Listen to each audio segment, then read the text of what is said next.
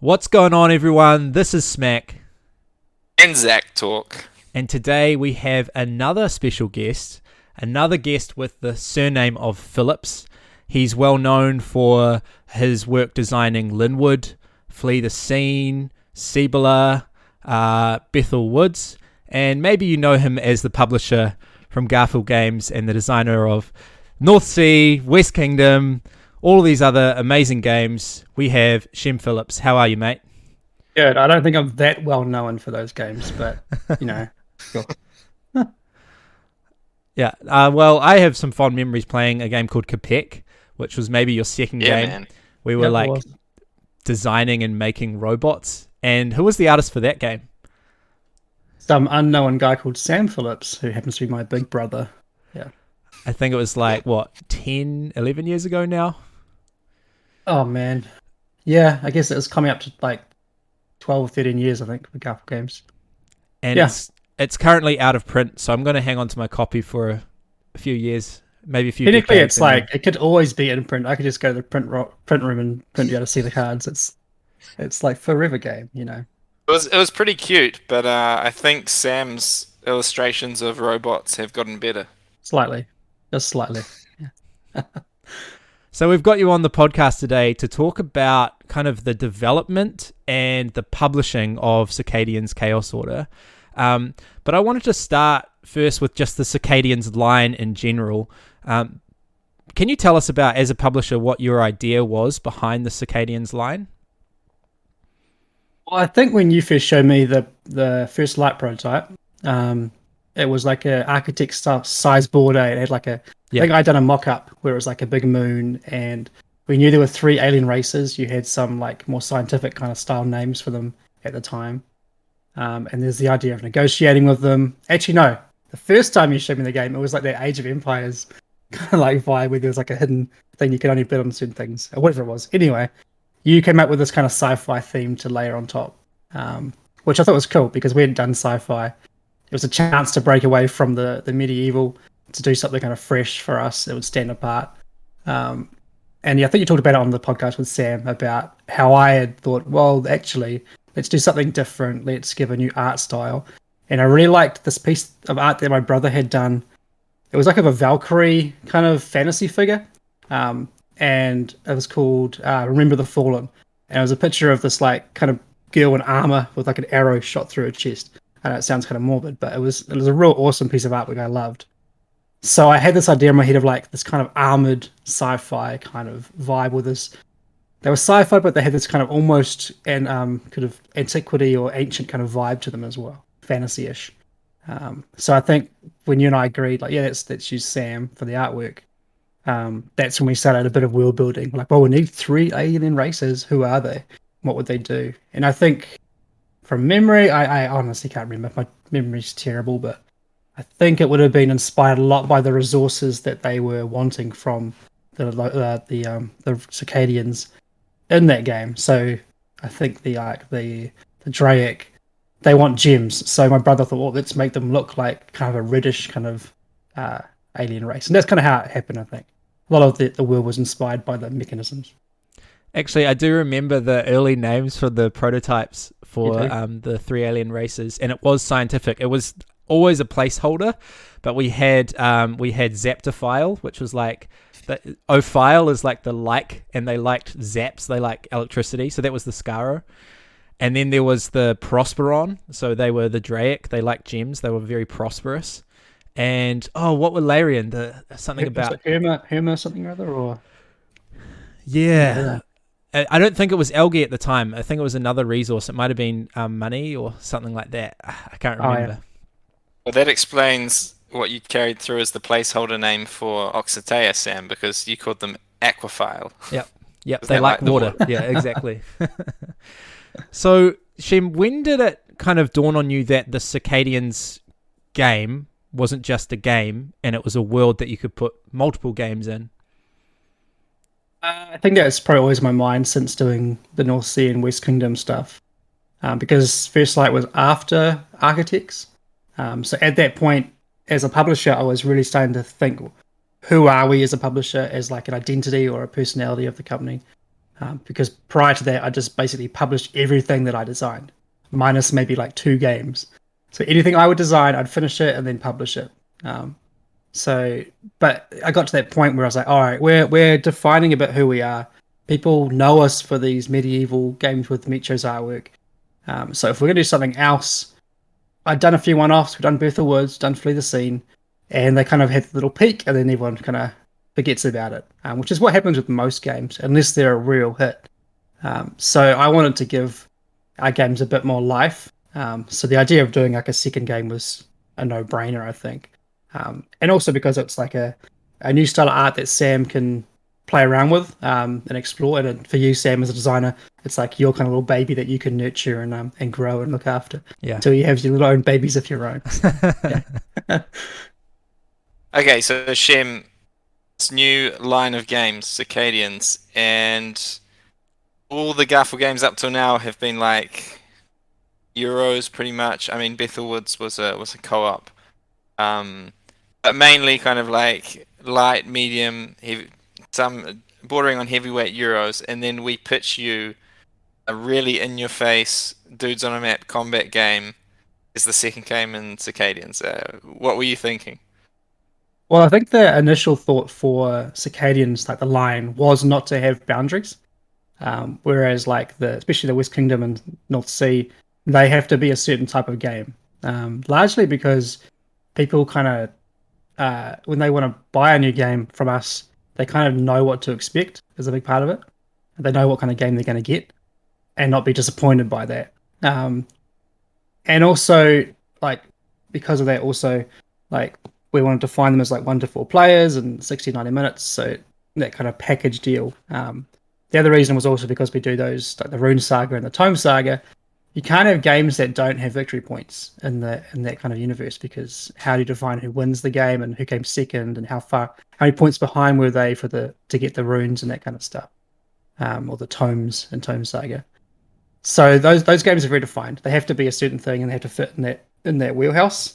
So the idea of doing a new universe was like, well, let's not give ourselves those restrictions. Let's have fun with it. Maybe we'll do a solo game or a co-op game or a campaign game or whatever, social deduction game. Who knows? Probably not, but who knows?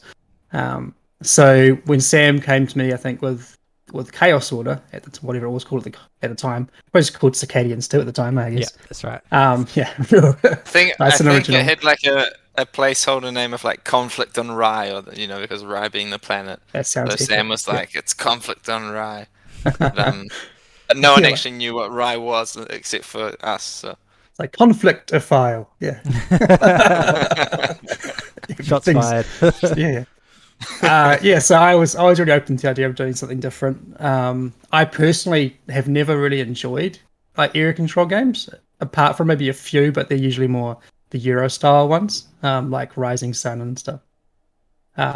So yeah, I was definitely open to it, and I wasn't going to try and box Sam in and say, no, you can't do that kind of game. Do something else. So I just said, like, yeah, go for it. Do what you want, and then I'm sure it'll be good. I happen to have a bit of faith in Sam, so. And he got this guy Zach involved, and I was like, nah, we can't do this anymore. Who's this random guy that he brought into this project? But then you played it, and I was like, wow, I don't like this. Yeah. Well, actually, right? Actually. Yeah, sort of. You won the first game you played, though. I think we were playing. You probably 3 held or my 4 hand. Players. Yeah. You were playing Larian, and you snuck a win, like taking all the swamps, because at that point you just had to hold 6 and you won. There was no points track. So yeah, I remember that. I'm pretty sure in our first few plays you were like always telling me what I should be doing and stuff, because I had no idea what the powers were. So I was like, okay, I guess I'll do what Zach says to do.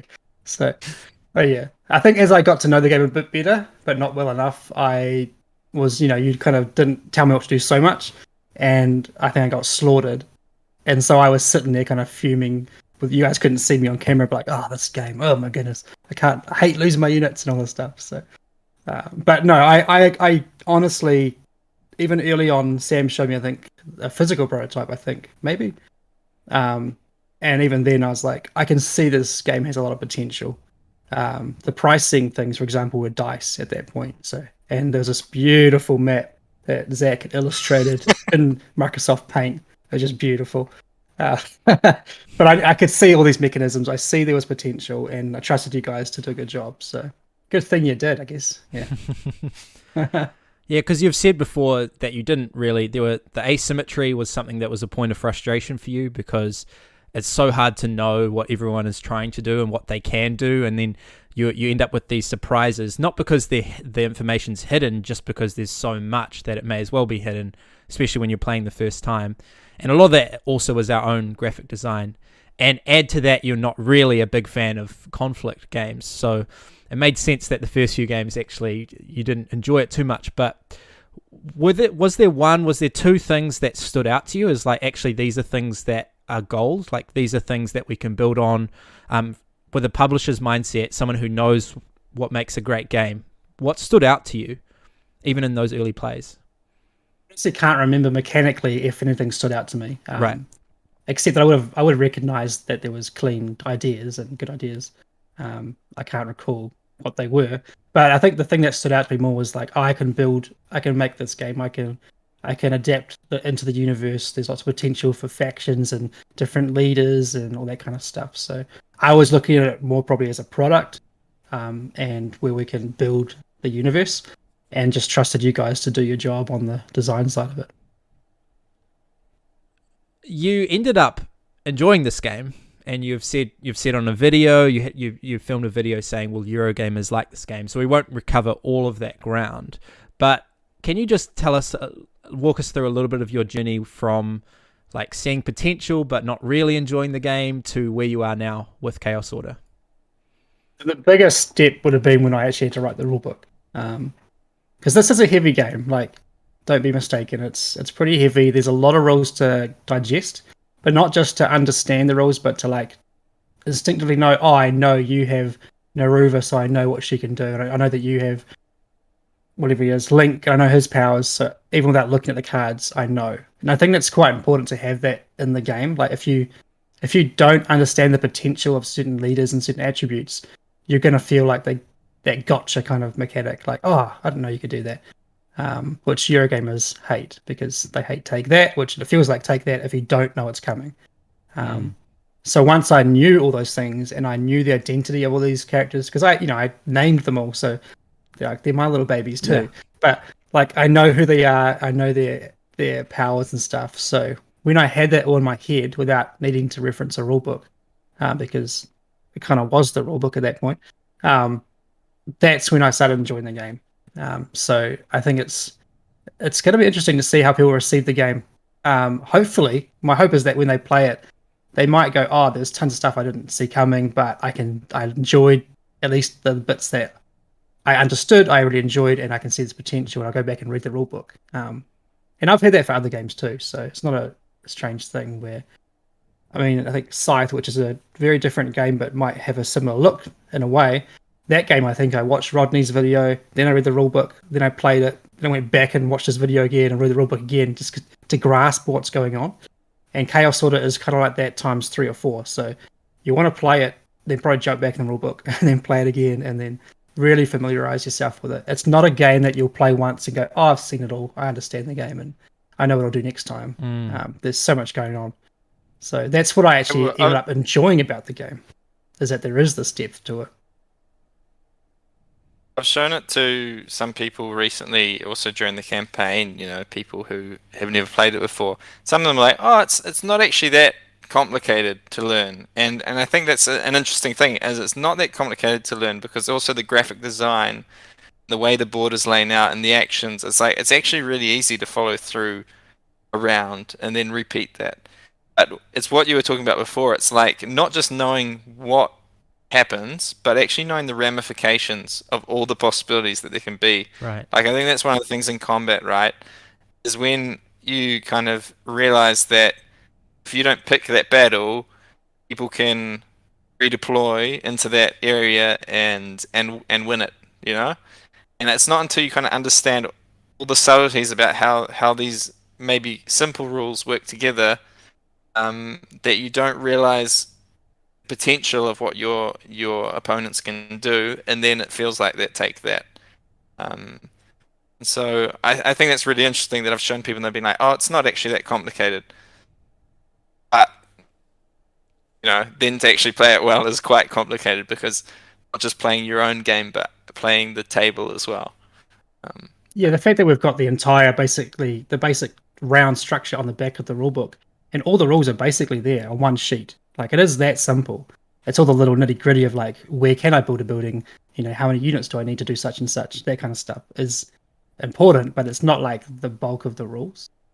So the bulk of the rules fits on one sheet. So it is simple in that way. I agree, but the depth of like what other players could do and how you manage the combat and the movement. It's the same reason doing a solo mode is almost near impossible, because the depth of interaction is so high, it's hard to pull off. So, but that's what makes the game good.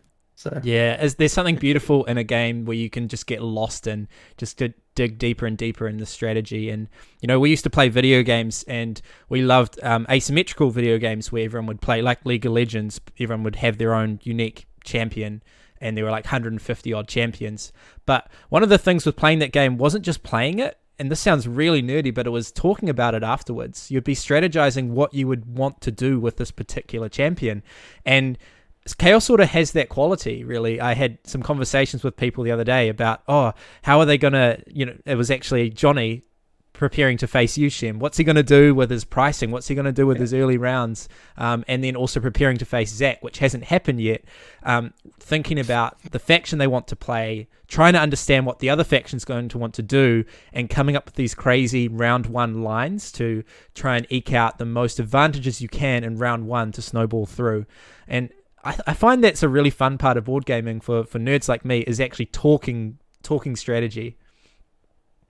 It's interesting that you say that, Sam, because it feels a bit like a confession. Because when we did have that game with Johnny, it's like he knew what I was going to do. So I think, yeah. I didn't pass on what you were going to do. Okay, all but right. We like talking strategy. I was talking about Draic in the abstract, not Shem playing Draic. Yeah. That was a good fun game though. Yeah. Came down to was it 44 to 45 in the final combat for the victory. So yeah, Draic won. Yeah, and I think, I don't just want to talk about League of Legends, but I think it's an interesting comparison that you gave, because the way our research system works together with the faction asymmetry is quite similar to like the item system in League of Legends, which everyone has the same items, but they build into the different kits. And I think that's quite comparable. Is like you can actually build champions in so many different ways, and that's like in our game, factions, you can play them in so many different ways according to the order of the research and which actions you buff first. But then again, like how one faction works when you use those certain items or research tracks or whatever is different to playing another faction using that same research track. Like, it's not comparable. If I go full on build as AI and I'm just popping out traps all over the map, it's completely different to like if I'm Scaro and I'm like double outposting with a stronghold and just make it real hard to take down my research, creating strongholds. So I think that like exactly like really simple, as we're saying, simple stuff. But when you put it all together, like the directions that you can take it is the thing that is keeping me coming back to this game. And I have seen other designers, and I think I mentioned this in the interview we did the other day. I've seen other designers say that, like after they get through the playtesting stage of their games, they just don't want to see them again because they're just like absolutely sick of them, or they've just like worn it out. And I have to say, this game, I just always want to play it, and I never have enough time to play it enough. I think that's quite crazy because we've been designing this for 3 years and we've been playing pretty often in that time.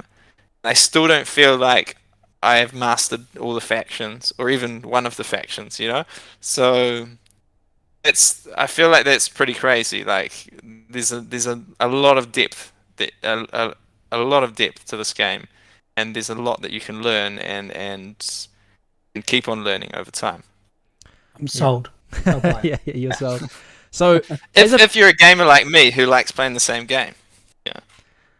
Shem, as a publisher, there's actually like lots of kind of mini roles that make up being a publisher. I want to talk about the production side of things soon, but you also have the role of like the developer. You need to make sure that the game is fun and it's a good product, as well as the art side of things and all of the manufacturing, but actually the gameplay as well. Can you tell us how you were involved with the game's development? I think early on it would have been me just throwing stuff at you as we were playing. Like, these cards should be multi-use. Why don't you use spinners? Like, just little things like that, just throwing out as we're playing it. And that's for you guys to like take in and go, do we want to do that or not? But I don't think I was too hands-on for quite a long time. It would have been more when it comes down to me thinking about what the product will look like. That's when I started getting a bit more involved. Like, for example, Sam, you sent me all your player boards in your Illustrator file. Then I took that and made my version of that, how I think the boards should be laid out, how I think it's more natural for a player to play the game physically. Like, I think you had it where your buildings were on the left side or something, and that would block some of the icons if you're looking over your board. So I put them at the top. Little things like that I'm thinking about the interface, I guess you could say, the UI of the game. And then I pass it on to my brother Sam to then do his version of it. So for me, it's more like ease of play, what's going to make the game look good on the table. And then, yeah, that's kind of where I was at, I guess, with the whole like writing the rulebook. It's that same sphere of like, I want to help make this game easier for players to play and to learn. That's before we get into product development, but that's more my role as a developer, I guess, is taking your amazing Microsoft Paint version of the game and then transition it before Sam gets his hands on it for illustration. Yeah. And you definitely got involved though towards the end there, like I think what you're talking about, the user experience and ease of play and that sort of stuff, in terms of also just picky rules and sort of just a few kind of streamlining things. I don't think you had to do too much, but I remember there were definitely some things where you're like, that's too complicated, or for sure. Like, okay, so there's an example that I'll give. There were some buildings. I think it was the Circadians buildings, right? And we would have each of their strongholds, which is their unique building. They can only have one of each type on each terrain. So they could have one stronghold on swamps, one stronghold on cliffs, and one stronghold on plains. And with my prototype, I had sort of done this weird kind of color thing underneath each of those strongholds, and that says this is a stronghold that goes on cliffs, this is the one that goes on swamps, this one that goes on plains. And so the normal rule was to build your buildings from left to right. But with the Circadian strongholds, you had the exception. You would build the cliff one on the cliffs and the swamp one on the swamps. And it was a little bit just like not consistent. And Shem was just like, why don't you say max one on swamps, one on cliffs, and one on plains? And I was like, oh yeah. Like, there was space for that text right there. It already had text on it. And I just hadn't thought of that. It's those little things that are just like really quick wins that Shem finds. Fresh eyes, because when you've been iterating the same thing so many times, sometimes you don't see the obvious. Yeah, that's so. And you learn your system, and it's hard to see anything outside of that system. Yeah. So yeah.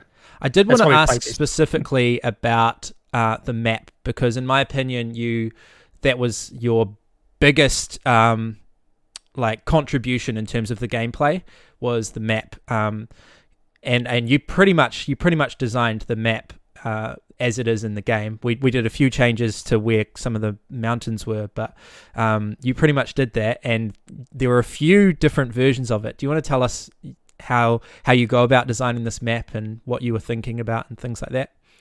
You guys had, I think it was basically two boards. You had your 2-player, which was, I think it was, may have been both boards flipped maybe, and like it was a larger scale map, I think. Maybe something like that. And you'd flip one. You flip one for 3-player. I had a 2-4 and a 3-5. Like two maps that were split down the middle, and then there was a 2-player one, and then you'd add it together to make 4, and then there was a 3-player one, you add it together to make 5. That's right. Yeah. So it's kind of like a 2-part thing that had variations that would match up. And I think gameplay wise that worked really well from memory. There's a bit different with how Circadians moved and stuff, but overall it was kind of close to where it is now. As far as like how many regions you might be adjacent to move, and the variation of those regions, the mountains, which were like magna pools or something that you couldn't cross over. So from there, I think the first thing we tried from memory was like, let's make this modular. but we needed to have some kind of consistency. You couldn't just have like, let's get 26 hexes and shuffle them and put them out, because you get all the cliffs on one side and then Drax having a party over there. Yeah. So we had to have this like kind of consistency with how they might get laid out, but with also some variability. So I think the next version I created, I think it was just a bunch of like small hexes that made up regions. So one region might have like 6 hexes, one might have 7 or 8. And they were like almost like triangular boards, or maybe they were like square boards first. That's right. It's coming back to me. I had these like almost like what's that? Clans of Caledonia. That kind of vibe where it's like these kind of hex-made rectangles that can line up. You might have 2 for a 2-player game. Kind of following from Zach's idea, and you'd flip one over and now it's a 3-player, and then you can flip it again and it's a 4-player. There were some issues with if you flip those kind of tessellating patterns, they don't line up anymore because that's right. Offset. Yeah. So some issues that with that would happen, and it was kind of a bit messy with the lakes how they would line up as well, because we're having them in the middle and on the sides. I think. I don't think we ever played that version. That was just me experimenting with patterns and stuff. Yeah, I never saw an image of that. Yeah, so. I think I then took that and made them into triangular kind of wedges that you could then tessellate. And I think that was kind of cool. And then from there, I turned it into a bit more organic, but still kind of following those patterns and the triangular pieces, kind of like Inish a little bit, how they line up. So they're kind of like 3 hexes made into a triangle.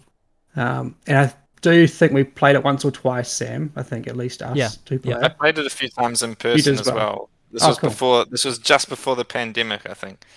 And I remember it was good. It was a cool map. The only problem was in 5 players, like it wasn't very balanced in terms of where you were on the map. Well, there were no tunnels at that point. So like if you were over here and someone else is over there, you weren't going to see each other ever. Like, so because of how the triangles matched up, there was someone on each edge, and they added like 2 regions to it. I remember. Yeah, that's right. So it was quite cool looking. But it meant that the person who was in the middle triangle was like next to everyone. Yeah. Which was either an advantage or a disadvantage according to which faction you were. Yeah. So I think we experimented with that for a while and saw that there were some flaws in it. And then I guess I got onto the idea of going back to just a good old-fashioned hex board. But then I think quite early on I would have gone, why isn't the 2-player just static? The 2-player doesn't change. There's 3 options for their bases, so there's a little bit of variability there. But then as you add more players, we add more hexes to that grid, and then we ended up basically saying this is where you put those hexes. And it took a while to get right, I think. But it was kind of, I had to have all these different like versions of it in my Illustrator file of like, how would these lay out and where would the bases go that some would be reused at different player counts and some would become tiles that get laid over and all this kind of stuff. And then I think it would have been after that probably that you guys talked about tunnels, I suppose. Yeah. I think we actually tested your map.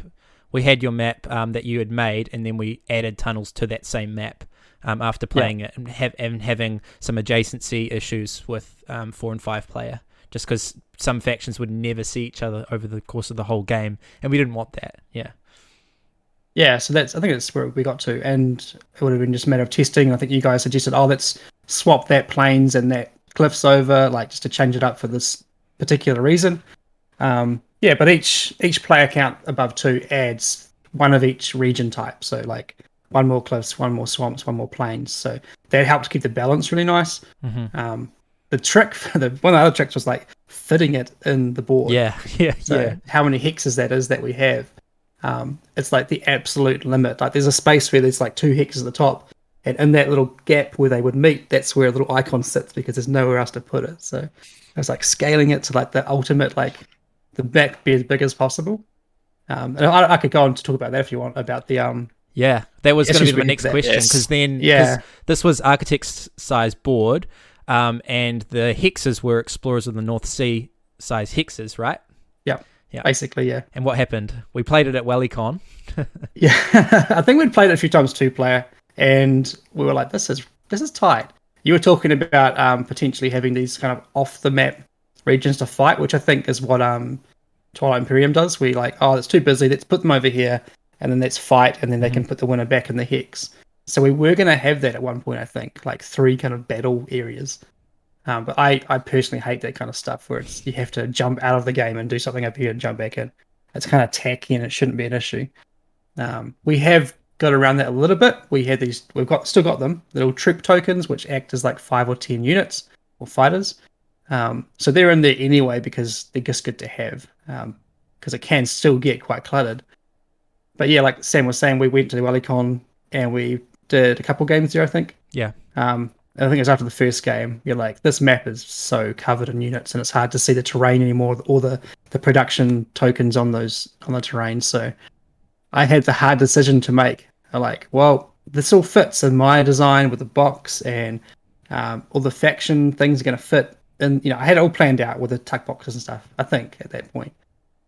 And then the idea was like, we need to make this map bigger. It has to be bigger. And I knew that if I didn't make it bigger, I'll get all this negative feedback, and I'd be like, why didn't I make it bigger? I just knew I'd regret doing it if I didn't do it. But I also knew that, like, if you make the map bigger, the hexes get bigger, the pricing tokens get bigger, everything gets bigger, and then it's a bigger box, and then it was a tough decision, but I knew it'd be some hard work for myself and my brother to redo some of this stuff.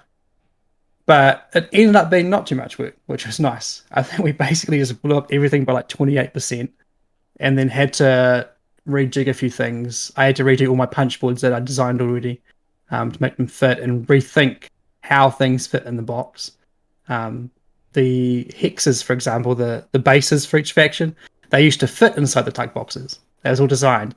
And now they were too big to fit. And if they get bigger, then the box can't fit the tuck boxes. So it's all this kind of drama that goes with it, but it's kind of fun. It can be a little bit stressful as a publisher trying to do that stuff, but once it works, it's like finishing a puzzle. You're like, the satisfaction of seeing that puzzle finished.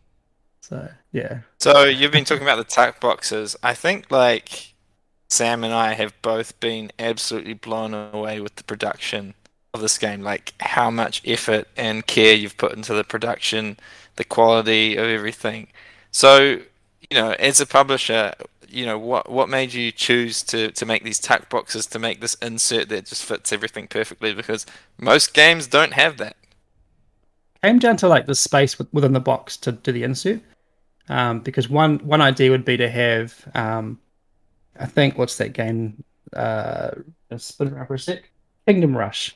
They have these little plastic kind of containers that you can store all your pieces in. Obviously, there's like barely any pieces to put in it, but it all tucks in nice. It snaps on the lid, and you can just grab out. I'm playing as this fighter. And I like that. But doing plastic, you probably need like an extra centimeter around the edge for the lid to snap on and to fit properly for it to work. So as I was thinking of that as a possibility, I was like, this is going to be a humongous box, and that's probably really expensive to do that. And then you still don't have like any kind of what they're called component lists on a plastic box. You're not getting extra artwork. You're just getting this like plastic container with bits inside it, which I'm not a huge fan of. I know it's great for setup, but it doesn't feel cool. Like I've got this black plastic box. So it's funny.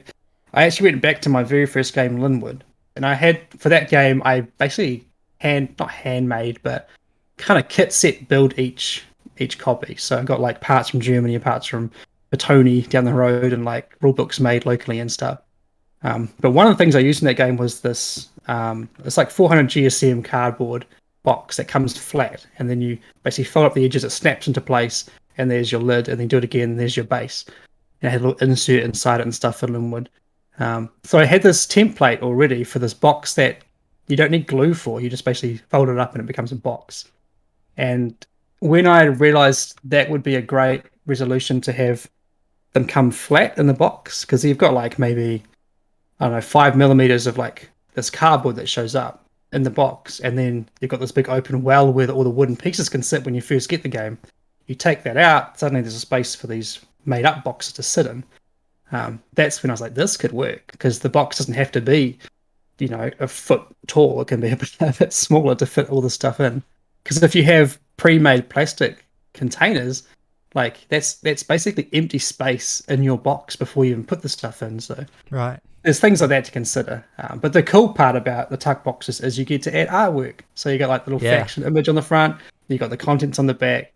Yeah, just a win for everything. And I think it had a slight kind of unique aspect to it where I'm sure it's been done, and it has been done, like card tuck boxes and stuff. But it just I think it gives the game a little bit extra kind of edge and uniqueness to the production of it, where it's not this big epic minis game, but it still has a lot of detail in like how we presented the game. So Yeah, and the beautiful thing about it is a game within a game. You get to play a little origami mini game before you get to play the game. You're folding up all these boxes and stuff, and apparently it's foolproof. You know, if someone like me who struggles with this sort of thing, I'm told that I'm not gonna mess it up. I'm told it's gonna be perfectly okay. all the lines are pre like pressed for you, so Yeah. you can't fold it the wrong way. I'm sure you can try, but there's a little thing in the rulebook which tells you how to fold the boxes up correctly and stuff. So And it looks, Remember when you- it looks sensational in the box, like in the insert, the way that you can see all 6 of them there, perfectly in their right little section. If people haven't seen the unboxing video, you need to check it out. It's great. Well, the reboxing video, I think the reboxing was the thing that really impressed people because Shem doesn't just unbox, he puts it all back in. He puts it back in with an the ease. extra mile. And He we goes the played extra it. mile. And So you go. I was just saying, it's so easy to put back in the box as well because of these little tuck boxes. It actually is just like pop. It's back. Yeah. So we're so used to playing it on Tabletop Simulator, and I played it in real life the other day, and I just realized that there's not actually a lot of setup for the game at all. These tuck boxes are great. People have their own setup to do, and once everyone's done their own setup, you're pretty much ready to go. And so you're splitting the setup time, basically, you're dividing it by the number of players there are. Each person just does their own bit, and they finish roughly at the same time. And there's like a deck of cards to shuffle and like a few hexes to put out, and you're pretty much done. Like, and then the second part of setup is after people have placed their bases, but at that point you're engaged. It's like an engaging part of the setup because you're looking for where the relics are going to spawn, and that changes the feel of the game each time you play it based on where they are, who they're close to, who they're not close to, which rounds are going to be important for fighting, things like that. So I was actually impressed. This wasn't something that we were like trying super hard to do to lower the time it took for setup. It's sort of a happy accident, and I think the boxes help with that a lot.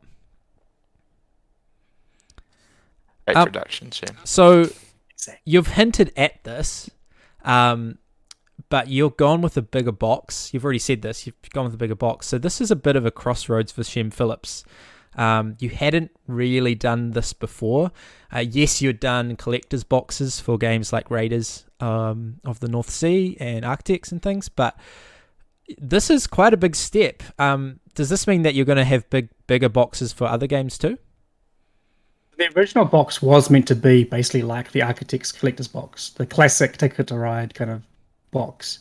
It wasn't until we made that decision to go bigger on the map that got blown out. So that was always the idea originally. I think at that point I had an insert designed where it was basically like our classic box inside that box. So inside our classic box would be all the components with a little bit of edging around for like keeping the relics and stuff safe. But then, yeah, obviously when we decided to increase the size of the map, I was like, well, that's not going to fit anymore. But we were able to still fit because I think actually, yeah, when it was a smaller board, it was basically going to be inside the insert, kind of within the box. That's why it was the same as the Architect's board, because the insert came almost to the edge of the box, and everything was kind of inside there, the tuck just below it. But yeah, when you make the map bigger, now it has to sit at the full limit of the box, which now sits like 25 mil above the insert. So everything gets bigger and bigger. But yeah, it was a kind of an easy decision to make. We just knew we had to go deeper. I didn't want to go bigger outside of the square. But I figured, I looked at like my games on the shelf and measured Stone Age. I was like, oh, that's about 90 centimeters, whatever it was, or 90 millimeters. So it basically what ended up being like the depth of Stone Age, but the square size that we're used to. And then with the decision to go back to, you might not know if you're going to talk about later, but First Light, second edition. Yeah. It's like let's make this box the same. We could have gone shallower, I think, for First Light maybe, but going deeper and keeping it the same as Chaos sort of meant we could have this real nice deluxe insert with some of the trays could be lifted out and stuff because there's more space to allow for that. So I mean, if we do like a light social deduction game in the Circadians universe, I doubt it will be in this humongous box. But it does mean that moving forward, if we want to do like, Sam's got some of the stuff he's working on, we now know that we have this bigger allowance for components and pieces and the size of boards. Often for our West Kingdom kind of stuff, we always knew player boards can't be more than 216 millimeters wide. That's like the maximum they can be. So you kind of have that in your head before you even start playing the game. Player boards can't be bigger than this. So we kind of have that extra allowance, which I think is cool. It means we can do bigger stuff for future. So most likely you'll have to do a trilogy of social deduction games that come in the big box and smaller boxes. Games in one. Yeah.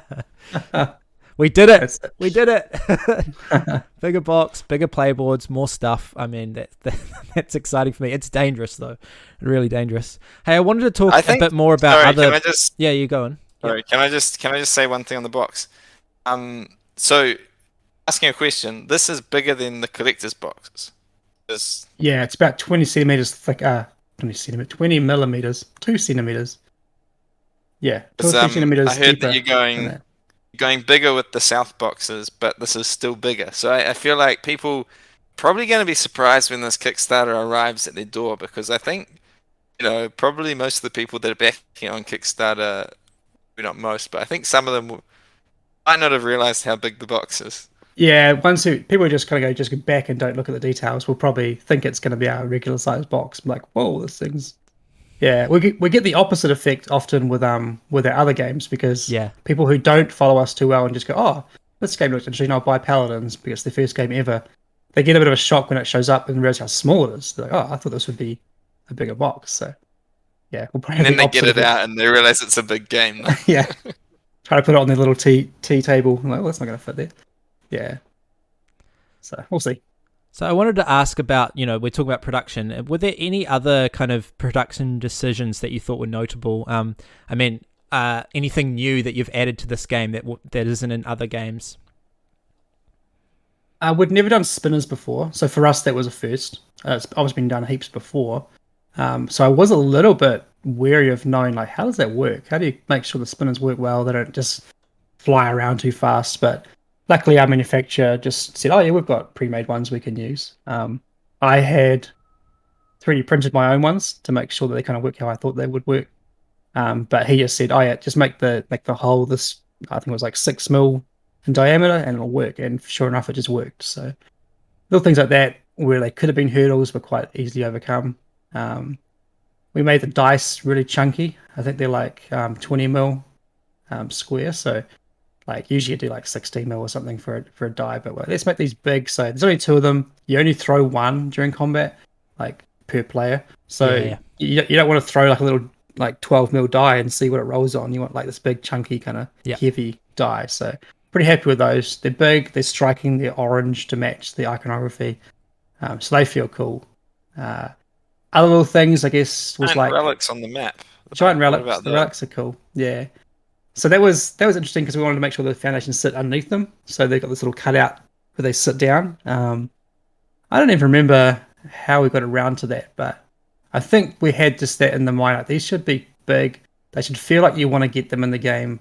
If they were just, I think we probably did play around the idea of being just tokens on the board at some point, I think, with an illustration, but you wouldn't see them. You wouldn't feel like the need to grab them. So a lot of that comes down to like almost like human psychology of like, oh, that's big, I want that thing. Yeah, so there's a lot of design decisions that come down to like that kind of stuff. Another thing I really liked was the unique fighters for each faction. Yeah, I was going to ask about that. Yeah. I love making them. I just love designing wooden pieces for games. It's one of my favorite things to do. So just jump into Illustrator and like mock them up and then try and make them look like the faction, but you've only got like 15 or 12 to 15 mil of height to like design this little figure. It needs to look good as an icon, but also good as a piece. But yeah, I've done that a lot with games, so it's kind of, I knew, I guess, what I was doing. It wasn't new territory, but it was quite fun and challenging to make them look like a little Drake person, a little Larian person. Yeah, I love that stuff. And the buildings and stuff as well were all done like that as well. Yeah. I think one of our biggest headaches, and I'm keen to hear your thoughts on it, was figuring out how to do the leaders, because the leaders all have their own unique artwork and they have some 3 combat values. They've got attack, they've got strength, they've got shields. But they also have a unique rule that they, the way that they work, their power essentially. And so these are units that are placed on the map, and we want players to be able to sort of know who they are and roughly figure out what they do. And I think we had quite a few conversations, Shem, about how we could do this best from like a usability, learnability type mindset. So what were your thoughts about the leaders? Yeah, I think one idea was to have like kind of discs that get placed on the map that have some of their stats and their abilities on them. That was one idea, I think. But then again, they're just this flat thing, and then the fighters look bigger than they are, and you don't get the feeling that they are these imposing leaders. If we were like some big like company with tons of money to throw around, we'd probably go minis. But even then, you're kind of flawed because it's just this plastic piece that doesn't have any stats on it, doesn't have any kind of representation of what they do. And then when you upgrade them, do you have to swap it out with a different mini?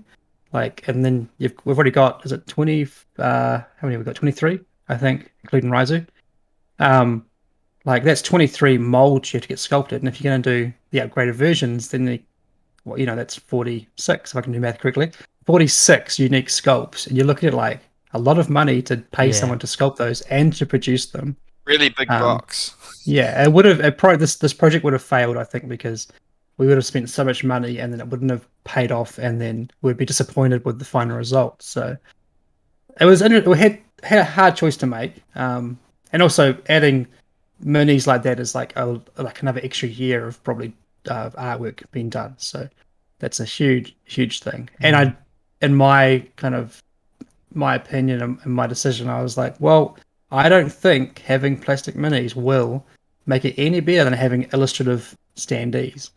Now that we've played it plenty of times, I'm so stoked with the decision we made, because you can clearly see, there's Ayla across the board. I can see her. I can see her face and her expression. I know which card she is quickly. I don't have to figure out, is that her with the spear, with the mini?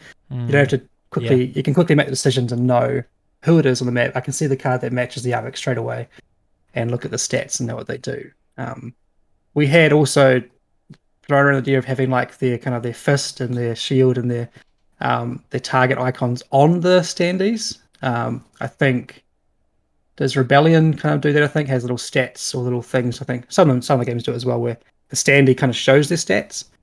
But then again, we've got the same issue with, because they upgrade and those stats change, like how do you represent that on a standee? Do you have to pull it out and put a new one on, and then which we did consider that for a while, but then that's like more stuff to put in the box. And then do you have to have players like pulling the pieces out of the plastic to put the new ones and they get frayed, or do you have to give twice as many plastic standee pieces so you have all of them alongside your board? You have 2 standees per leader, which you may never upgrade during the game. So there's all those kind of choices to make. And I'm pretty happy with I'm actually really happy with what we've finished up with, because even if you have you've got Tavati out there and she's like got her standee and you upgrade her, she still looks like Tavati. Like, even though she's got different armor on your card, you still know that's her. You don't need to actually have a different token. So yeah, there was a long-winded answer, but no, I love all the detail you go to, because you show like how much you actually think about all of these options. Like when someone asks you the question, why didn't you do this? You can clearly say, actually, we thought about that. Like, we didn't just jump to the first conclusion and land on that. We thought through all the options. And it's always trade-offs, right? Because we really like this mechanism of upgrading your leaders. I think it's probably done before. It's not that unique, but you've got a card and it's like, well, we weren't doing anything with the card back anyway. It's not hidden information. They're just out in front of you from the start of the game. So why don't we put something on the other side of the card, and why don't we let the leaders upgrade themselves? And And it was almost like that, when you play video games and you design a character right at the start of a video game and you sort of scroll around, but they're in the same position, and then you put like a hat on and they're still in the same position. That was kind of the idea from the artwork side of things, was that like you flip them over, they're still in the same position, but their armor and their weapons, they get cooler and things like that. So we wanted that feeling, I think, but the trade-off is that we make it a little bit harder to actually show what the leader does because they are double-sided, and having a double-sided standee wouldn't work because which angle you're looking at from would be flawed. Exactly. Yeah, and then even if you represent the strength and attack on the standee, they all have a power as well. So you're always going to have to ask the other person what the leader does anyway. So at that point, it's like, well, you can ask them how strong they are as well. It's not big difference. I don't think. I think that was a good decision at the end of the day. And about that upgrading mechanism, flipping things over, we just went to town on that because we did the same thing with attributes and also with the special harvest tokens that flip over as well. If it can be flipped, you'll flip it. Yeah, the only thing we didn't do it for was the bases. Sam's one regret. But maybe one day. Yeah, new bases for every faction. Double-sided, yeah. There's got to be somewhere that you can expand the game, right? There we go. Sam's just said one right on camera. Well, okay, so that you are the publisher. So would you consider expanding this game? No. You're like, I thought we were. No. Yeah, it's obviously leads itself to doing like more factions, which I think is like a really cool thing as a publisher because you don't have to provide all these new a new rule book for like new rules you add into the base game. You just give, here's your new faction, here's your tuck box, here's your rule sheet, here's your components, go for it. Like you don't have to rewrite the rules at all, which is really cool. Because hopefully the way we've done it, and I hopefully haven't screwed it up, but with the glossary section in the rule book, with all these kind of like what do you call them, like global rules that will always make the new factions fit in within those global rules. Right. They won't. And if they do break them, it'll be on their faction sheet for how they break that rule. So it should, hopefully, because we did that with the core rules. We tried not to put as much faction stuff in there as possible. There's always like examples, obviously, but anything that was kind of faction specific, we tried to keep out of the main rule book. So anyone playing a new faction doesn't feel like, I'm a bit behind because I don't have the core or the base game factions. I'm using a new faction. They should just plug in, that plug and play thing of like USB stick. It works and it should just work perfectly. So yeah, I'm very keen to have more factions for sure. And I know we can just talk about it. Let's just be honest. Yeah. Okay. So we're currently these guys have got kind of two factions that they're playing around with. But we're talking like years away from now. So that's a lot of balancing to do because all the different permutations of this faction versus that faction get larger and larger with the more factions you add. But we'd love to add 2 more factions at least. But who knows what the future will hold. If the game gets really popular, we might just keep putting out new factions. But I don't know, you might run out of ideas for how they can interact and what they can do. But it's a fun way of bringing more flavor and a more universe into the game as well.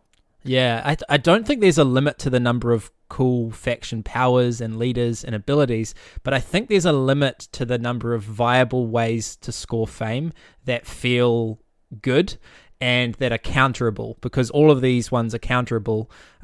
If we add in lots and lots of different ways of getting fame, they're either going to start getting really, really convoluted. They might be balanced, but very convoluted and rules heavy, or not balanced or uncounterable. So that's going to be our biggest challenge in coming up with new factions, I think. Yeah, and I think what will necessarily happen is there'll be factions that win more often in the same round, because so far we have 3 factions, and then we have 3 factions that win in the combat phase. They can also win, and also Larian can win in the combat phase. And anyone who wins in the combat phase can't buy, because they win the battle and they win the game. Except for AI, who would, if they won and the other player was winning as well, the other player wins. We've talked about that tiebreak in the rulebook. And we've got the income phase, and we've got after the relic phase. The problem is there's not really any more phases to put, win conditions. So there'll be probably some double ups and where that victory happens, so then the tiebreak will come into account more often, whereas at the moment it's only for like Circadians and Larian. And there might be some other factions that will have to have that tiebreak as well. That's a good example that we are respecting the base game. We're saying we're not adding a new phase in between Income and Relic just to create new tie breaks. No, we're going to stick with that same flow.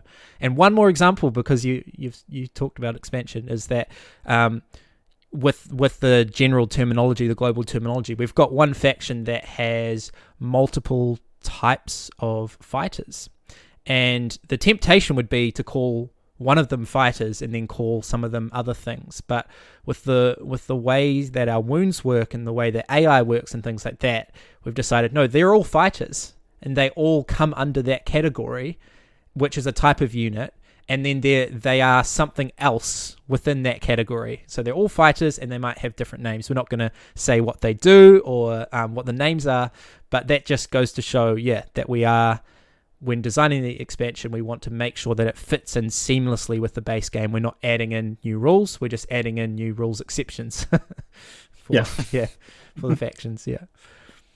Cool. Well, that's really exciting. Let's briefly talk about the decision to do First Light 2nd Edition, because it is Circadians adjacent. It's in the Circadians world. How did you come to that decision? Well, that came before Chaos Sword, I think, or maybe like side by side, but not really connected. You obviously wanted to do an expansion for it. I think just that was always in the back of your mind, probably to do something to build on.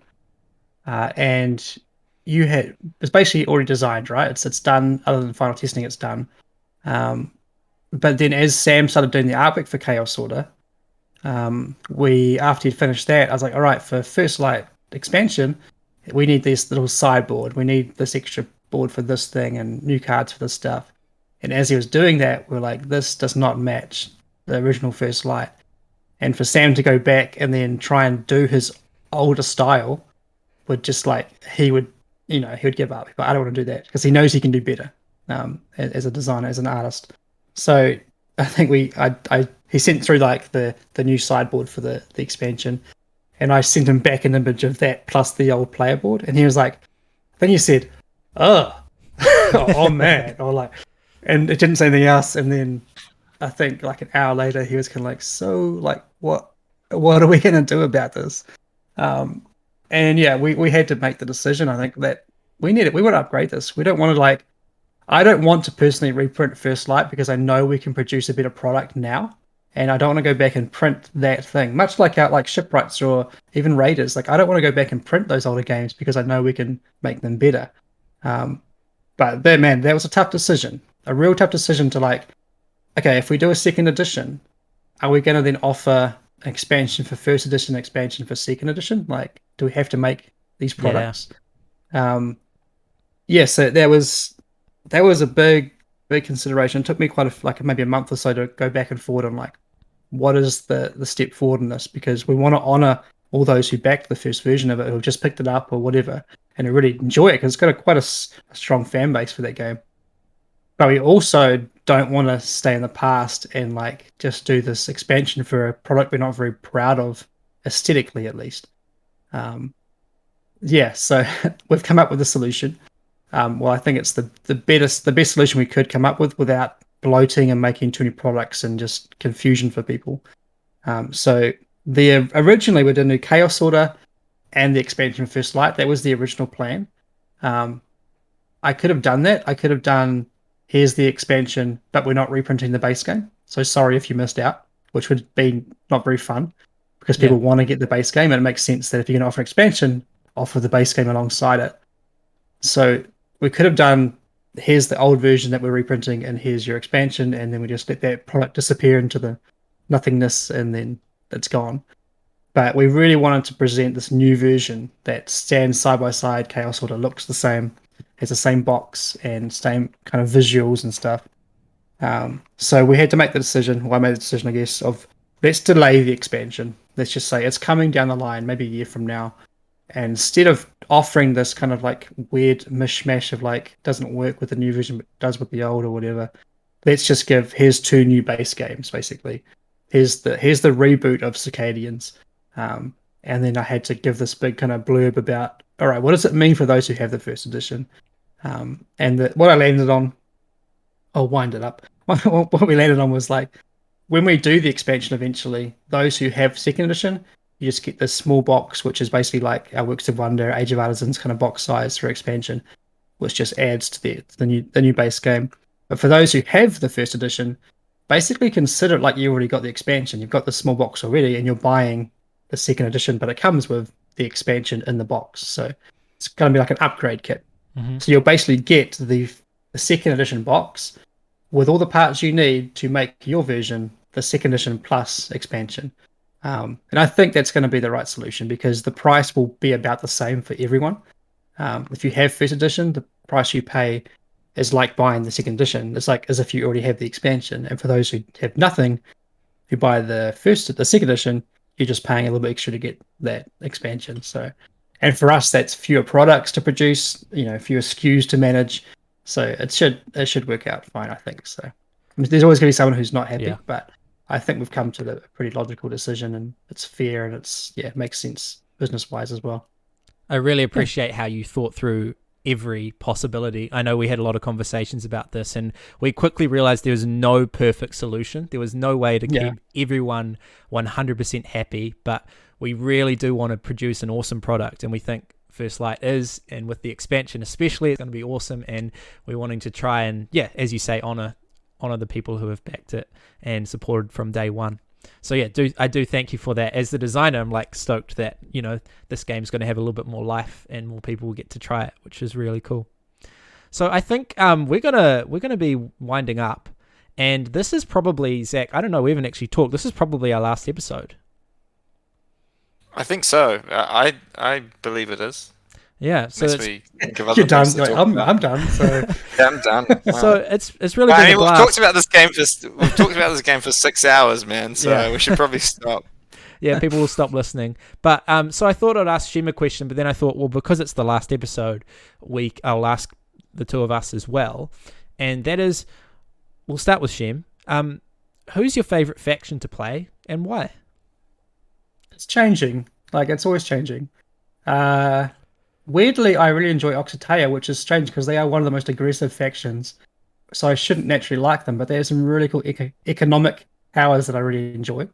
Circadians I really like because they're quite different. You can catch people by surprise. You often don't look too strong, but you actually are quite strong. And just the way you have to try and get to that 6 region sweet spot, or maybe 7 or 8, whatever it is nice. But it's such a challenge, and there's 2 or 3 ways you can try and do that during the round. It makes for this fun mind game of like, people think you're going to do this, but you do something else. So that's fun. But I don't know. I honestly didn't think I would be that into Drake, but after my current games I've played as Drake, I'm like, I'm really enjoying playing Drake. They're really smooth, Drake. They're just like, they get a research from their initial building, and it's the interplay that it has as well. Of like, do I give this Raizu to you or do I keep it? And the last game I kept everything. I'm like, I'm just going to tank my economy and try and win on like round 3. We ended up going to round 6, like the final point of the game that was possible for the final battle. But I just managed to squeeze past economically, and I think each round I could see my like power energy counter always being like slightly lower each round, like going down, down, down. Like, I don't know if I can survive round 5 and 6, but just managed to squeeze it. But yeah, that was a lot of fun. The last game with Johnny, especially. So I don't know. Those are probably the 3 I like the most. But I mean, if I had a couple games with Larian, I'd probably like Larian's my favorite. Like, so it's really, they're all really fun to play. AI are probably the most challenging, and I really enjoy it. But I need more work at like learning how to play them well, because they are like Circadians. I'd say those 2 are the most unique, I think. Yeah. They're not like the straightforward, just control the map and try and win battles and try and win the economy. They're like, you've got a lot of thought into how you play every aspect of the game. So, yeah. What about you guys? Zach, who's your favorite? Yeah, what you're saying about AI, I think AI can be an easy faction if you're playing with all new people, but when you're playing with all experienced people, they become like a really difficult faction to do well with, because you really have to outthink other people, because people can just kind of go heavy on shields and just deny you. So you need to think about ways to force them into not being able to deny you. I think it's so hard because, as you say, every time you play other things, you're like, oh, this faction's amazing, and it's really close on all of them. I've always said, and I even said it in the update I wrote, that Larian is my favorite faction, and I think they always have been. But I've always found it hard to win the game with them, and I remember I've had times when like I've played against Sam with Larian, and he's just oppressive, like he's really good at them. I find them really challenging to do well with, but I enjoy that as well. I enjoy the challenge, and the thing with Larian is they can feel really weak. I've seen players play with them and feel like, oh man, they're really weak. But when you start to get a grip on more swamps and more swamps and more swamps, you can actually become the person that has the most strength on the map. Like, absolutely. Because you don't have like 30 strength in one spot, like maybe Oxatea or Drake or Circadians, you know, who have like, who can get like this massive army. But you're getting your morale out, and then like when each of your morale starts to have 4 strength on it, and you're holding like 8 territories which all have +4 strength on them, people can come and take any one of your territories, but they can't take 2 of them, you know? And so you kind of just play that game of being like, I'm just going to take everything, and you're going to have to try and shut me down. And that can be quite fun. And the whole swamp jumping thing, like being mobile is quite fun in games. So I enjoy that kind of aspect. And then there's being like redeploying between swamps and, you know, setting things up in a certain way, and then moving, and they've got some interesting leaders, the one who moves last, and Naruva, who can build without foundations as well, if you upgrade her. So there are a few subtle things. It's her, right? It's you just want to say her name with your Italian. Oh, it's not spoken. Yeah, that's the true reason. Yeah. There are a few subtle things with Larian that I thought were actually a big design win. One of them was with the morale tokens. They've got 2 rows, and the design win was that when they start a new column, they can pick which one they want to put out, and that leads to some really, because the top row gives them strength benefit in all the swamps where they've got morale already, and the bottom one is points income. And that can lead to some really tricky decisions in the combat phase. Like if you lose a swamp, you lose that morale token, you're going to decide where you want to place it over. And so you might place it over top of the points so that you have more strength for your upcoming battles, so that you're effectively not going to lose any more. But in doing that, you've lost a point that you're going to gain in the income phase. So you might be greedy and cover over the strength and hope that you can win those future battles to protect that point that you're going to get. That subtle thing, I'm just really happy with that decision, because we didn't have to give players a decision there. We could have had a rule about how they fill up and in what order, but we've given them the decision. The other thing about Larian is that they're, I think maybe Circadians would take the cake, but I think Larian have the coolest attributes to upgrade. It's just really sad. Like they want all 3 of them, and all 3 of them are huge, you know. One gives them extra attack and everywhere where they've got morale, which basically saying, hey, you guys, if you want to police me, you're going to get hurt for policing me. So there's a psychological effect there. One gives them way more mobility, and another gives them essentially more strength in each of the swamp regions when they invade. So yeah, it's really appealing. So I need to actually answer the question rather than just talking about Larian. I did say the other day that my favorite faction is the one that I'm playing, because I'm like, when I play a new faction, cop out, man. Yeah, it's a cop out answer. So I'm going to give you a proper answer. I'm going to say AI. I really liked playing AI the other day against Zach as Circadians. I constantly felt like I was losing, but there was constantly little tricky things that I could do with my kit, with my leaders. It's with your leaders, you really need to consider who your opponents are as AI. Like, are they going to go hard on shields? If they are, then maybe you want to use someone like Adakai, who just wants to win on strength. If they're not going to have many shields, then maybe you get Murderbot out, Endura. And then Zhao is like, you've got mind games around, if they don't shield their units, then you're going to get points. If they do, then you're going to get research. That's just quite a cool thing. And their strongholds are definitely the coolest strongholds in the game. I know there are a lot of contenders for that, but a trap that people have to wound their units to come and join is pretty cool. And of course, to mention that they've only got one sector for recruiting, so they don't have to fast track. That means they essentially have more energy that they can use for deploying leaders or upgrading their leaders or buying actions or taking auxiliary actions like buying more buildings, things like that. They don't seem like they've got more energy on the surface, but then when you realize that everyone else is going to be fast tracking when it comes to round 3 and 4, they do. So AI is going to be my answer for favorite, but that could really change any day. And I'm really looking forward to playing Scaro next, actually. I've played them for a long time, and I've been looking at the leaders and the attributes of them.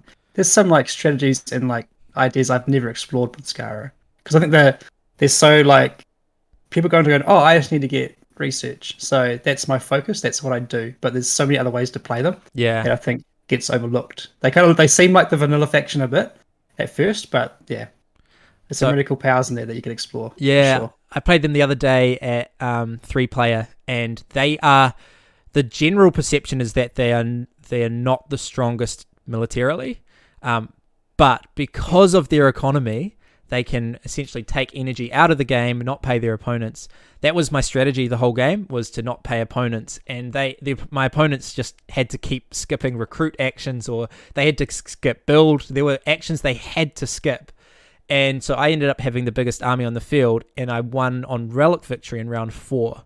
Relic Victory in round 4 is always, if you've done that, it's always a good effort. You're holding 3 regions that are contested regions, and my 2 opponents, they couldn't hold any of those 3 regions. So it was a really sweet game, and I was so close to answering Scaro were my favorite faction because of that game. I did a different kind of research order. I guess it's the order in which you research which makes your game feel different, as well as your flips and your leaders. That's a lot of me blabbing. Scaro have a strong military because they have the potential to get up research before the other players. So their strong military is in having better military actions than the others. But often new players will boost build and harvest and stuff with Scaro, which is great. It can be a really good way to play the game.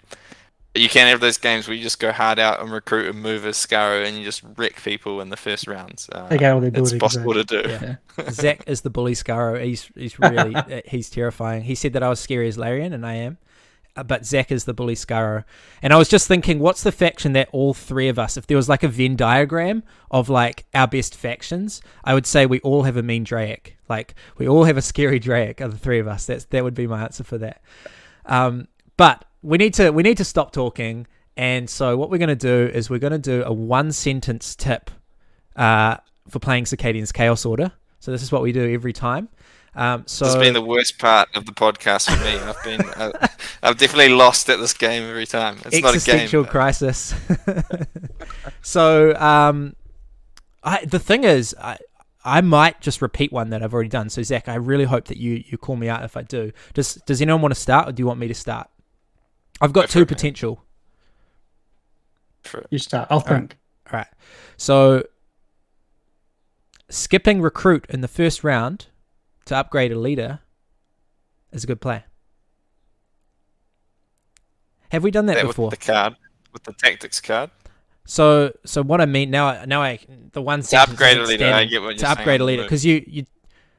So the thing about, I'm now going to explain it, which defeats the whole purpose. I'm going to do it anyway. The thing about recruiting in the first round is the troops come to your base, and you only have 2 recruit points, and you only have 2 movement points as well, unless you've boosted your movement. And so one of your movements, if you want that recruit to be worthwhile, is moving them from your base to a region, which means you can then only do 1 effective movement onto the map. And so you've only added 2 strength, and you've only taken 1 extra region. And you've spent energy to take the recruit action. So what I'm suggesting is sometimes you skip the recruit action, especially if you haven't put any research into recruit, and you instead use the energy you would have spent on taking the recruit action to upgrade your leader, your starting leader, and you plan your leader first round for one that is really good flipped, and then you've essentially added the 2 strength that you would have with the recruit anyway. You get to move 1 step further, and you're quite scary.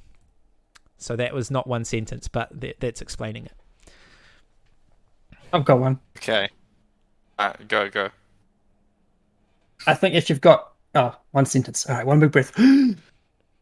If you have cards that give you extra attack, or if you have leaders that have a lot of attack, redeploying or retreating out of a combat and playing attack can be really strong. As you're leaving that combat that you may not need to win, you can just decimate your enemy fighters. That's a good one, actually. That is not intuitive for people, and that's a really good tip. I like it. That's awesome. I'm gonna give one which is like a first round tip when you're playing Drake, so it's pretty. That's good, man. Pretty specific. Link, Urk, and upgrade Link. Yeah, done. Oh man, that's a lot of attack. Yeah. People won't understand what that means. Relic 1, Relic 1, I'll say that. Yeah. We'll just let it stand. They won't understand what it means, but that's fine. We'll just let it stand. It is a strong play, but I intentionally tried not to do that for my last play. So he went for Jayan, which was also just like Jayan smash. Link made an appearance later, but he was not my first one. So I'd done that the game before. I was like, nah, I'll go first. Yeah, it's a really strong beginning. I don't think it's like exclusively the strongest, but it punishes people if they fight you, because if they fight you, you've got a good chance of winning, and you're going to decimate their army as well. Yeah. Like, anyway, so taking out fighters in the first round is also a good, strong opening move. Yeah. Weaken their fighters. Yeah. I thought Shem was going to say, and our meta has shifted, like watching the 2-player games with Johnny as well. I thought you were going to say something about cheesing the research harvest token, like just early research, 2-up harvest. That's my own secret strategy. Don't tell people. Oh, right, yeah. So you just spend your first 2 harvest points, 2 research points on the harvest, and get the research token. No, I think what I did for that one is you research discover, and you research harvest, then you build and get a research and research harvest. Yeah. And then when you get the harvest one, you've got that extra token. So you so get that 4 works research in the first round. That works for Draic and Circadians who have research foundations. Yeah. But sometimes there are races to get that token, the research harvest token. Personally, as I have favorite tokens as other factions. I actually like the 2 gems as Scaro, maybe even more. 2 gems is more awesome. than the research. Scaro. I like the 1 recruit point in a card as AI, because they both are so good for you. But yeah, the research one is always good as well, man. Yeah, 4 energy, just being I rich. like the 4 energy. If Circadians? you've unlocked the gem lock foundation, it's the same thing as 2 gems almost as well. True. And it's more versatile. Yeah.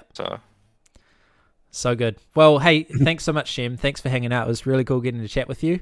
I know I chat with you all the time, but it was really cool. And Zach, also thanks to you for being an amazing co-host. This has been heaps of fun. Any parting words? Go out and get Chaos Order. Yes. It's a lot of fun. Yeah, check it out. And you can try it on TTS, so you can try before you buy. We will teach you as well. So yeah. Come to the Garphill Discord. Yeah. Awesome. Well, thank you guys, and thank you everyone for watching. We really appreciate you sticking around and hanging out with us. It's been a pleasure. Bye. See ya. Bye. Bye.